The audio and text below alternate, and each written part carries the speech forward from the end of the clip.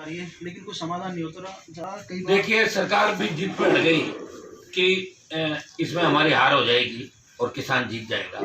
सरकार को जिद छोड़नी चाहिए।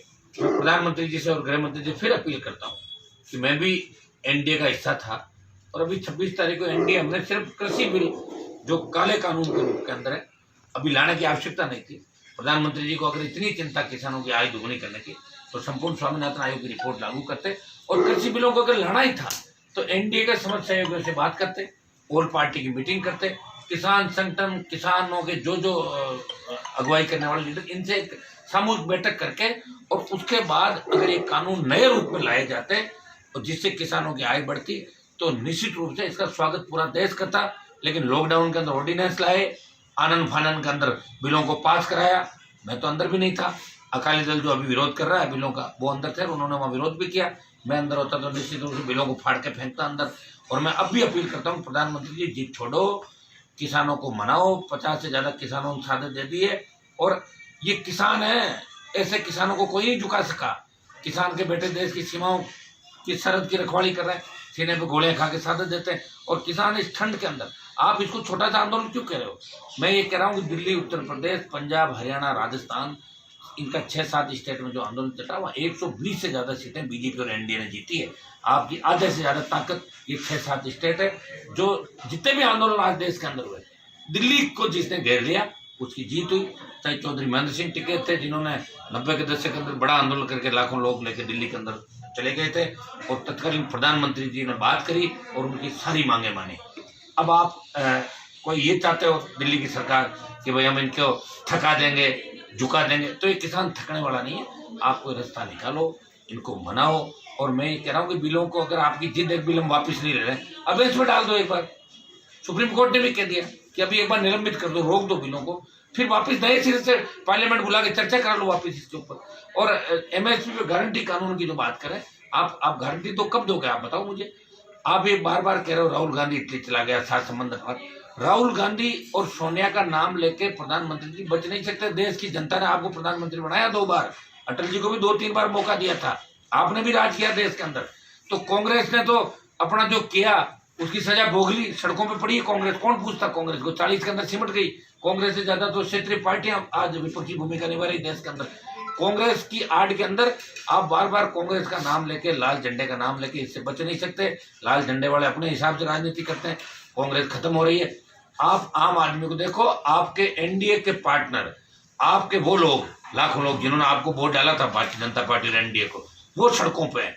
आप उनकी देखो। हम कोई पॉलिटिकल एडवांटेज के लिए नहीं कर रहे हैं। सर, आज के हालात की यदि बात की जाए तो जिस तरह से देश का किसान इस समय रोड पर है, उसने एनसीआर को घेरा है, हालात इस तरह से पैदा हो रहे हैं, किसानों से जुड़े हुए उनके अपने संतानें जो सीमाओं पे मौजूद हैं, यदि उन्होंने बगावत कर दी तो आज की स्थिति को देखते हुए क्या कहीं गृह युद्ध की स्थिति तो नहीं बन रही है? नहीं, गृह युद्ध तो नहीं होगा। जवान समझदार है और किसान भी समझदार है। सबसे बड़ी बात है, पहला आंदोलन मैंने देखा कि अहिंसात्मक तरीके से किसान आंदोलित है।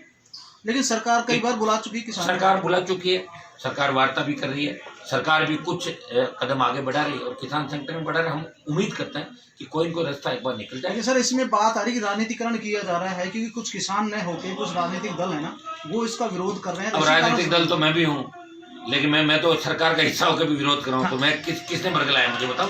मुझे किसी ने बरगलाया थोड़े। और मैंने ये भी कहा एनडीए छोड़ा जब कि मैं कांग्रेस में नहीं जाऊंगा, मैं यूपीए का साथ नहीं दूंगा, अकेला लड़ाई लड़ूंगा। एनडीए से मेरी नाराजगी। 3 कृषि बिलों पे किसान संगठनों को और किसानों को संतुष्ट कर दो, आप एमएसपी गारंटी दे दो, अपना मामला ठीक हो जाएगा। और 8 तारीख को जो आंदोलन किसानों की सरकार की वार्ता होगी, 8 तारीख को हम तय करेंगे कि राष्ट्रीय लोकतांत्रिक पार्टी का अगला कदम क्या होगा। अगर ये भीड़ देखना चाहते हैं कि लोग ज्यादा है कि नहीं है, तो लाखों लोग इस आंदोलन में शामिल होंगे, बड़ी बड़ी रैलियां होगी और नए सिरे से आरएलपी इस आंदोलन को नए सिरे से करेगी। ये 8 तारीख को हम डिक्लेयर करेंगे। बेनीवाल जी 1.5 महीने से आमजन में परेशान है और उसका समाधान भी नहीं निकल पा रहा, उस पर क्या कहना चाहिए? 70 साल से हिंदुस्तान परेशान है। जब अंग्रेजों से जिन क्रांतिकारियों ने, भगत सिंह, राजगुरु, सुखदेव, सुभाष चंद्र बोस, चाहे महात्मा गांधी, जिनके भी सपने थे, सरदार वल्लभ भाई पटेल, तो सपने पूरे हुए क्या? आज नरेगा में मजदूरी करके आम आदमी अपना पेट पाल रहा है। घोटालेबाज काला धन, भारतीय जनता पार्टी काला धन ले आएगी वापस? मैं एनडीए में हूँ। कब ला के बताएं, कब काला धन जो लेके गए थे उनको सलाखों के पीछे डालेंगे? आप ये कहते कहते कितने साल हो गए? आप 6.5 साल तो निकल गए। और ये तो ठीक है, सामने विपक्ष नहीं है, तब एक तरफा चल रही है। और हमारी पूछ भी इसलिए नहीं है कि 303 सीट आ गई बीजेपी की। अगर ये 275 छिहत्तर पर अटक जाती तो एनडीए के न्योरे नहीं निकालते कि हम लोगों के करें 1 सीट है 2 सीट है। वो तो वक्त आने में पता लगेगा। जब बीजेपी की 2 सीट थी पहले, अब सत्ता में आई है ना, तो 2 से शुरुआत करी थी। ये 2 4 5 नहीं होती पॉलिटिक्स के अंदर। लोग किसके साथ हैं और जो आंदोलन एनडीए के पार्ट कर रहे हैं वो ताकतवर है और लाखों लोग उनके साथ हैं। अभी हम प्रधानमंत्री जी से अपील ही कर रहे हैं कि अहिंसात्मक तरीके से आप हमारी बात मानो। इस बात को ज़्यादा जितना दिन आंदोलन चलेगा उतने दिन बीजेपी माइनस होगी देश के अंदर। आप लिख के ले लेना कि जितने दिन आंदोलन चलेगा भारतीय जनता पार्टी और एनडीए हर रोज इनका वोट घटेगा देश के अंदर। किसानों पे कोई पार नहीं पा सका और किसान की जयकार करके ही सत्ता के अंदर आप आए और करनी ही पड़ेगी। ये तो आपको अब की बार ओपन हो रहेगा देश के किसानों को। आप करो महाराष्ट्र में आंदोलन नहीं हुआ, गुजरात में नहीं हुआ, धीरे धीरे कहीं ऐसा नहीं हो पूरे देश के अंदर ये आंदोलन एक साथ आग पकड़े और बड़ी दिक्कत दिल्ली की सरकार को हो जाए। समय रहते इस ज्वालामुखी को रोकना होगा। ये प्रधानमंत्री जी मैं पुनः अपील करता हूँ कि आप परीक्षा नहीं लें। ये वही लोग हैं, वही किसान के बेटे हैं जिन्होंने मोदी आगे बढ़ो नारे लगा के आपको प्रधानमंत्री के पद पर बिठाया, कांग्रेस का सुपड़ा साफ किया। उन किसान के बेटों को खिलाफ मत करो। ये फिर मेरी अपील है आपसे कि इस आंदोलन को खत्म कराएं, किसानों की बात माने और किसानों की आय कैसे बढ़े। संपूर्ण स्वामीनाथन आयोग की रिपोर्ट आप लागू करें, व्यवस्था को बदलें कुछ। क्योंकि आपके जो मुद्दे थे भाई, धारा 370 आपने हटाई। बार बार आपके प्रवक्ताओं में बयान देखता हूँ, वो कहते 65, 67, 68 छोड़ो, 65, 67, 68 उस धारा 370 अगर नरेंद्र मोदी हटा सकते हैं, अमित शाह हटा सकते हैं, तो किसानों की मांग बढ़ी नहीं। और आपको यह कानून लाने की जरूरत कहाँ पड़ गई? क्यों इतने चिंतित हो गए? लॉकडाउन के अंदर आप लेके आए, लॉकडाउन मोदी ने लाए, फिर बिल पास कराए। एक ऑल पार्टी और एनडीए की मीटिंग आपने नहीं करी। हमें कम से कम इतना तो पूछ लेते कि भाई किसानों के नेता हो आप लोग, आप बताओ ये सही है कि नहीं, तो हम कम से कम ये कहने की स्थिति में होते। सर बेशक आप उस दिन सदन में नहीं थे जिस दिन ये बिल पास हुआ, लेकिन आपको संसदीय जो कार्य प्रणाली है उसकी पूरी आपको जानकारी है। कहते हैं कि लोकसभा फिर राज्यसभा और फिर जब राष्ट्रपति के साइन हो जाते हैं तो किसी भी चीज को निरस्त किया जाना बहुत आसान नहीं होता, आराम से हो जाता है। तो यदि ऐसा है तो कई बिल करते हैं ना, रोज करते हैं, रोज ही होता है। न पुराने जितने भी कानून है वो जब सरकार की इच्छा होती है वो तो कानून तो देखो जिनकी सरकार बनती है वो चाहे जो कानून लाता है और चाहे जिसको निकाल। संविधान संशोधन कितने हुए देश के अंदर? तो टेक्निकली प्रॉब्लम नहीं है, कुछ नहीं, जीरो। मैं कह रहा हूँ वैसे तो सरकार की किरकिरी इस बात से ही हो रही है कि बैकफुट पे आ रही है। कह रहे हैं ना संशोधन करें, क्यों कर रहे हो?